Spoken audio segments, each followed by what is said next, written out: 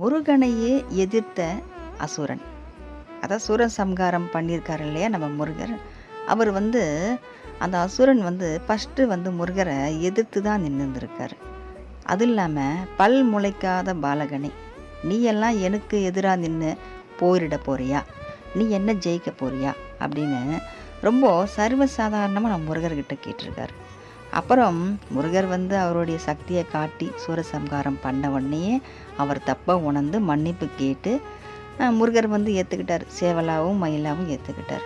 அதே மாதிரி தான் நம்ம வாழ்க்கையிலையும் எதிரிகள் இருக்க மாட்டாங்க. நம்ம முருகன் வழிபாடு பண்ணாலே நமக்கு எதிரிகள் இருக்க மாட்டாங்க, ரொம்ப குறைஞ்சி போயிடுவாங்க. எதிரிகளோட பலம் ரொம்ப குறைஞ்சிடும். ஒன்று அவங்க நமக்கு ரொம்ப உறவாக ஆயிடுவாங்க, நண்பனாக ஆகிடுவாங்க. எதிரிகள் எல்லாருமே நல்லா பேசி நல்லா நம்ம உறவாடக்கூடிய அளவு ஆகிடும். ஏன்னா முருகனுடைய சக்தியே அப்படி தான், பகை மாறி உறவாடும். யாருக்குமே பகையை கொடுக்க மாட்டார். ஒன்று அவங்க நமக்கு உறவாயிடுவாங்க, ஃப்ரெண்டாக இருந்து நல்லா பேசி பழகுவாங்க. அப்படி இல்லைன்னா அவங்க நம்மளை விட்டு தூரமாக போயிடுவாங்க, வேறு ஊருக்கே போயிடுவாங்க மாற்றம் பண்ணிவிட்டு. இல்லைன்னா நம்ம அவங்கள விட்டு தூரமாக வந்துடுற மாதிரி இருக்கும். நமக்கு ஏதாவது பெருசாக நல்லது நடக்கும், அது மூலிமா நம்ம அந்த ஊரை விட்டு நம்ம வேறு ஊரில் போய் நம்ம சிறப்பாக இருக்கிற மாதிரி கூட ஒரு மாற்றங்கள் நமக்கு வரும். மொத்தத்தில் எதிரிகள் இருக்க மாட்டாங்க. துரோகிகளும் யாருன்னு காட்டி கொடுத்துருவார் முருகர். துரோகியை நம்ம தெரிஞ்சு போச்சுன்னா துரோகியை நம்மளே விட்டுருவோம். எதிரியை நம்ம விட்டாலும் நம்மளை எதிர்த்துப்பாங்க இல்லையா, அவங்க எதிர்க்கக்கூடிய எதிரியை இல்லாமல் செஞ்சிடுவார் நம்ம முருகர்.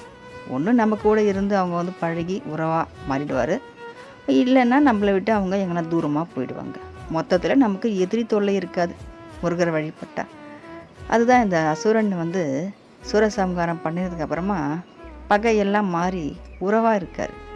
அது மாதிரி முருகர் எல்லா உறவைகளையும் இணைக்க தான் பார்ப்பார், பிரிக்கவே பார்க்க மாட்டார், இணைச்சி தான் பார்ப்பார்.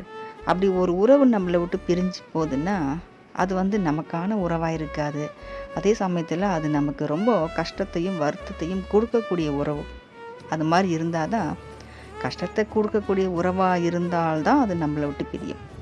அப்போ தான் முருகர் பிரிய வைப்பார், இல்லைன்னா இணைச்சி தான் வைப்பார் முருகர். வெற்றிவேல் முருகனுக்கு அரோகரா.